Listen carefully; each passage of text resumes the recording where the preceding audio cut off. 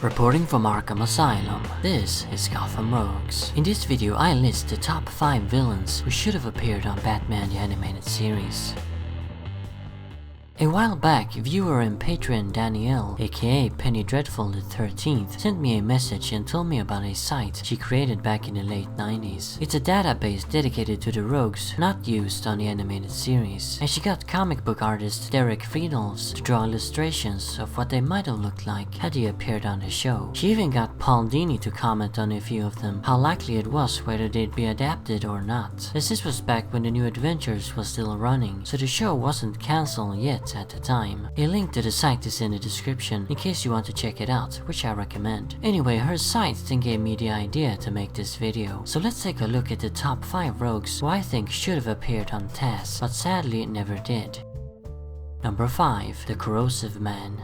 I've covered this guy in Forgotten Batman Villains, and if you don't know anything about the character, I suggest you check that video out. Long story short, Corrosive Man aka Derek Mitchell is a small-time criminal who busts out of jail and seeks revenge on a guy who sold him out. On the way, however, he's doused in chemicals during a confrontation with the cops, which takes place on the grounds of a factory. He then became a walking acid man, melting everything with a touch. The thing about him is, he isn't really evil, as he doesn't want to hurt anyone but the guy who set him up. Mitchell even tries to avoid fighting Batman and then spares him when he actually could have killed the Dark Knight. TAS had a lot of these villains, sympathetic guys who are turned into freaks and are driven by revenge on a truly evil person who wronged them. Mr. Freeze, Two-Face, Clayface, even the Riddler. So I think Corrosive Man would have fitted in just perfectly. It would have been cool to see his acid melting touch in animation too. Naturally he couldn't melt people, but he could have corroded tons of objects and the environment around him.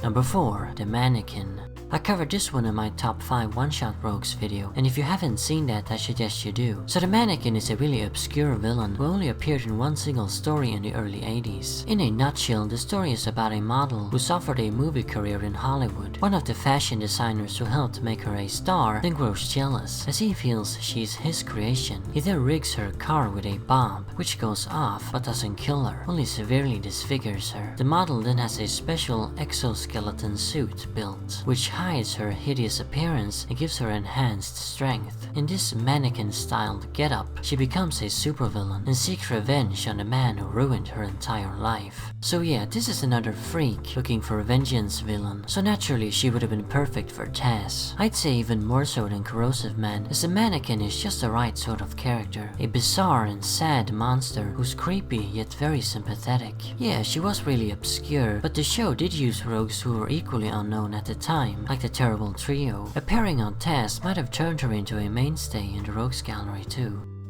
Number 3. Deadshot. This guy needs no introduction, of course. I thought about it a lot, and at first I couldn't really see how you could use Deadshot on TAS, because they weren't allowed to depict people getting shot and certainly not killed. So how do you incorporate a guy whose whole deal is that he shoots people and never misses? It was a conundrum to be sure, but then I realized a way. Have Floyd shoot objects. For instance, you could have him shoot and sever Batman's grappling hook line and shooting a batarang out of his hand. This way Deadshot would be established as a master marksman without having to hit a person. You could probably only keep this up for one episode though, before it would start getting silly. The way I would introduce Floyd is as a hitman hired by some mobster to kill Batman, most likely Rupert Thorne. He would be a real arrogant bastard who at first plays around with the Dark Knight, and then as he goes in for the kill shot, Batman makes him miss, which he'd never done before. Deadshot would then get flustered and unable to hit anything, as he'd lose his mojo, so to speak, making it personal to bag the Batman. The more and more he misses, the more unfocused and hysterical he'd get, eventually going completely crazy.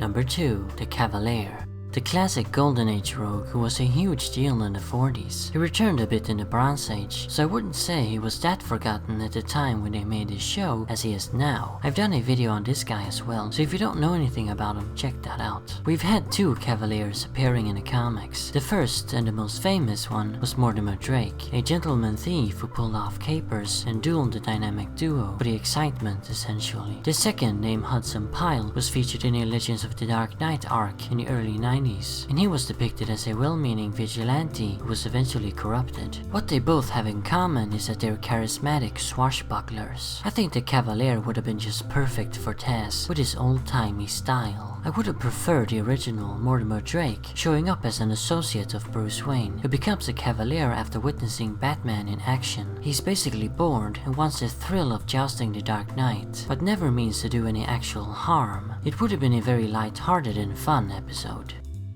And now the rogue who really should have appeared on Batman the Animated Series. Number 1. Black Mask.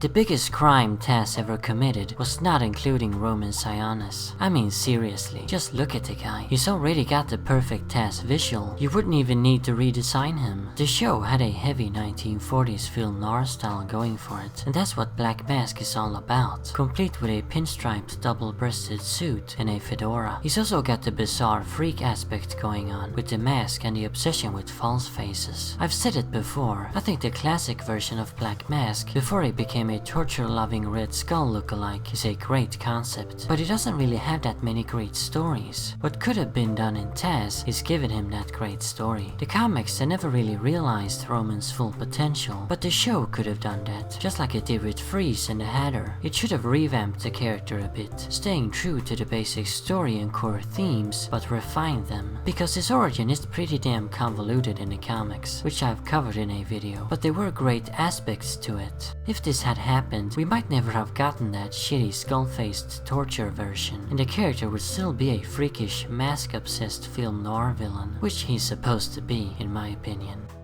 So there you have it. Those are the 5 rogues who I think should have appeared on TAS. Which ones do you think should have been featured? Let me know in the comments. And as always, remember, Arkham Asylum awaits you in the next video.